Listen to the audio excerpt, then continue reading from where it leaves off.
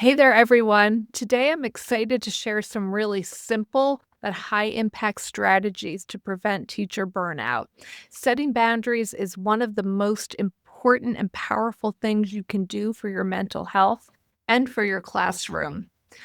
I'm sharing 5 boundaries that can save your energy, protect your time, and make teaching more sustainable.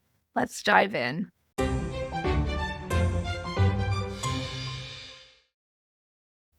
The first boundary is your end of day and your weekend work time. You want to set a clear cutoff for work at the end of the school day and limiting your work on weekends. So it works because it gives your brain a chance to recover and recharge. It helps prevent that chronic stress and exhaustion, and it encourages work life balance, which actually increases productivity during work hours. You want to be really specific, though, and maybe make 2 or 3 hard and fast rules for yourself that are non-negotiable that you follow. For example, if school lets out at 2:20, maybe you want to tell yourself that 3 o'clock is the absolute latest you're staying, and no matter what happens, you're leaving, and setting an alarm on your phone will help greatly with that.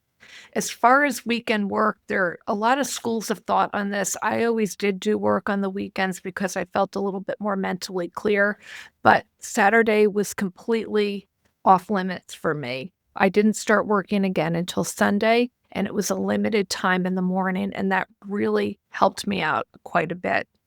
The other thing was that I would often get up early and get a little work done, but one of my non-negotiables was that I had to be able to have my coffee.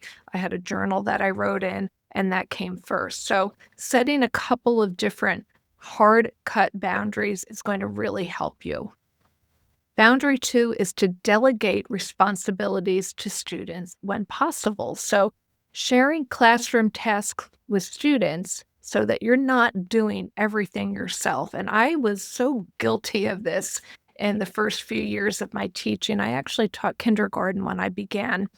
And of course, you have to do obviously more at that point. But I was doing things like wiping down the sink and taking chairs down when these were all little tasks that kids could easily come in and help with when needed.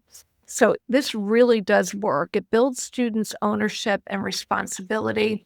It reduces your workload and stress, and it teaches students leadership and teamwork skills. And you're going to find that miraculously, kids like to do work tasks at school that they wouldn't want to do at home. For example, having kids during homeroom put away your library books in your library corner. They're all really eager to do that. Kids collecting certain forms that need to be filled in and checking them off in a checklist. They're all really happy to do this, and they feel really important doing it as well. You're going to love it because it's going to free up your time to focus on instruction and planning, and it will create a smoother classroom routine. You can get formal with this as well, like, you can assign rotating jobs. I found that that was a little too much for me, like, to have a librarian for the week or, somebody to collect papers for the week. For me, it was more about who was eager to do it in the moment, and anytime I could delegate a responsibility, I would say in the last 10 years of my teaching, I really did do that, and it really did make a huge difference. Boundary number 3 was a hard learned one for me, and that is not grading everything, especially after digital learning came into play and everything was, you know, online. And so if a kid turned something in, I felt compelled to read it and comment on it. And I really wish that that had gotten through my head at the time. So learn from me and don't grade everything. It's going to prevent overwhelm and stress. It doesn't help anybody in the long run. You're putting in all these comments, and kids are starting to view them as white noise. You want to focus your energy on grading and commenting on things that truly matter.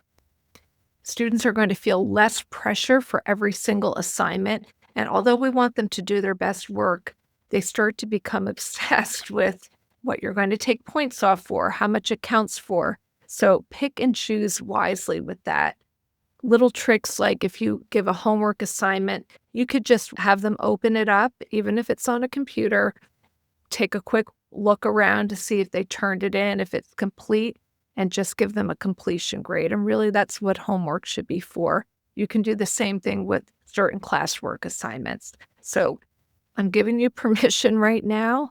If you need to hear this, just stop grading every little thing because it does not equal better student performance, I assure you. Boundary number 4 is digital availability. This is something that has become really important in this day and age, setting limits to when you're reachable during email, text. I would never text a parent personally or any other kind of messaging apps that your school might have. You want to protect your personal time and your mental energy. Otherwise, you're going to be plugged in 24/7.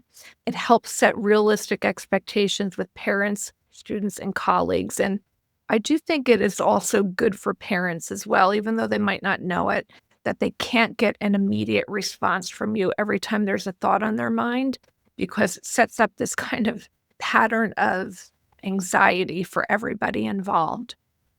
So, the way that I would handle this is if you really need to read some emails at home, and it might happen because it's very hard to get to everything at school, I would schedule the send during school hours. So, if I really felt like a parent gave me an email, I need to think about it and take some time to write it, and you want to do that at home, that's fine.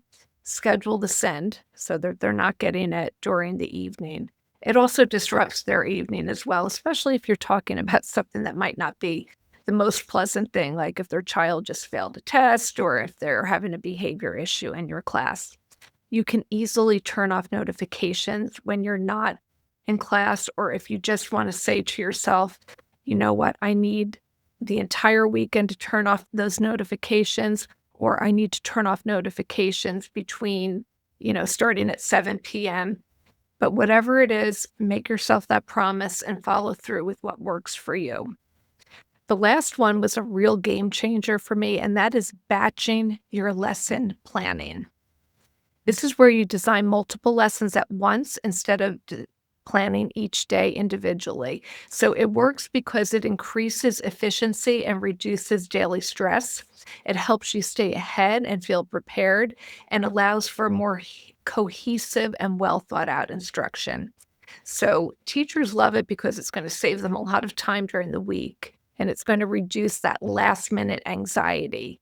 Your lessons become smoother and they become more formatted. So, for example, if you know that you are going to teach mini lessons on different reading strategies throughout the year, you might know that you're going to need a lesson on teaching symbolism, on teaching theme, on teaching point of view and perspective.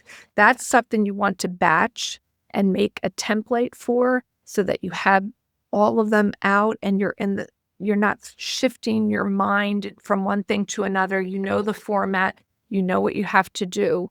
You could, when you're making your lesson plans for the week, put in all of the standards first for each one and batch them out that way. Then put in all of the assessments. But whatever it is, find a batching method that works for you, because it really does work in that it prevents your mind from skipping from one task to the other. And it just really will improve your workflow and help you get more done in less time. And that's what it's all about. So all of these boundaries are simple to implement, but they can make a huge difference in protecting your energy and keeping teaching sustainable. If you found this video helpful, don't forget to like, subscribe, and share it with a teacher friend who could use a little more balance in their teacher life. New teaching tips and free lessons are added here regularly, so make sure you're subscribed so you don't miss them. Until then, keep teaching, keep inspiring, and don't forget to prioritize time for yourself. I'll see you in the next video.